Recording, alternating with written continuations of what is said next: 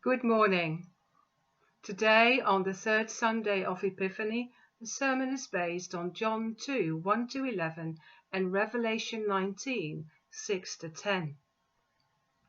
I hope you all like a party, because that's what features in today's message. And although we haven't been able to have our regular parties and celebrations for some time, we all have our memories of parties we've been to or organized. One of my memories is of a birthday party for my son. He was still at primary school and of an age when I thought his party should have some more activity in it. Hence the idea of a treasure hunt. I set out to prepare, to identify the clues, and to make the trail as interesting as possible for their age group. I really enjoyed that part. Thankfully, it was a success. The boys all found the clues, and in case you wonder, they were in small groups, accompanied by older helpers in case they'd get lost.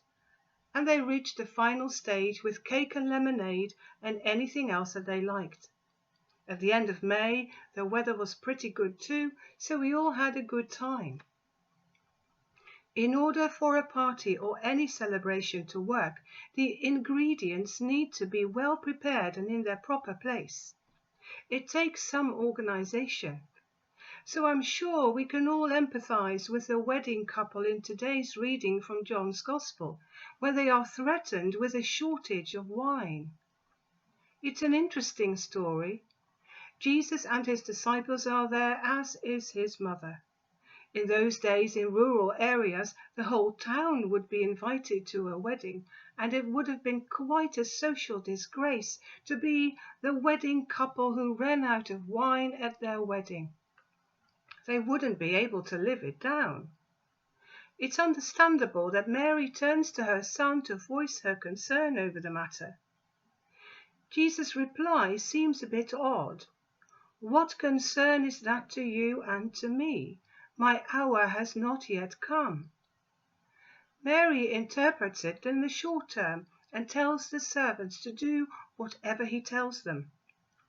But Jesus' words, my hour has not yet come, more probably refer to the future event of his dying on the cross, which is the moment, the hour, when heaven and earth meet as his glory is revealed.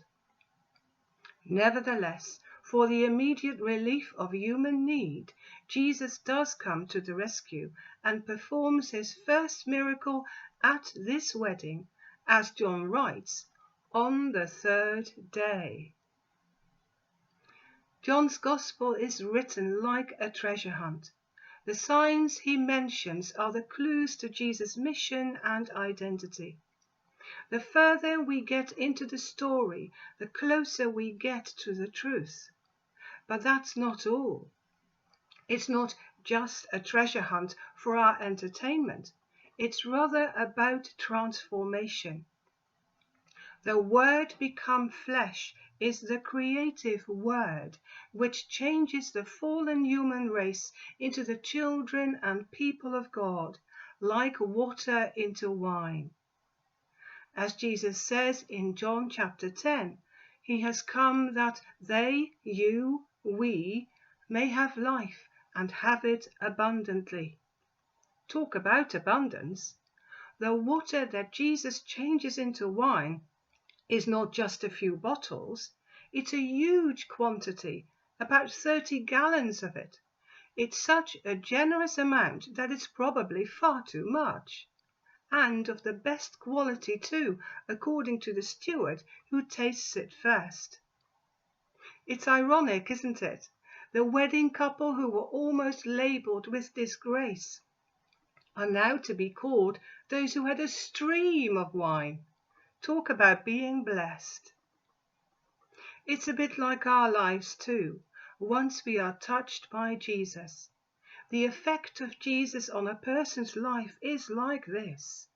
It's all transformed from water to wine, from disgrace to blessing, from emptiness to fulfillment, from death to life. And it won't even stop there, for we also have an invitation to the ultimate wedding banquet of the Lamb. Revelation 19 is our invitation. It's got our names on it.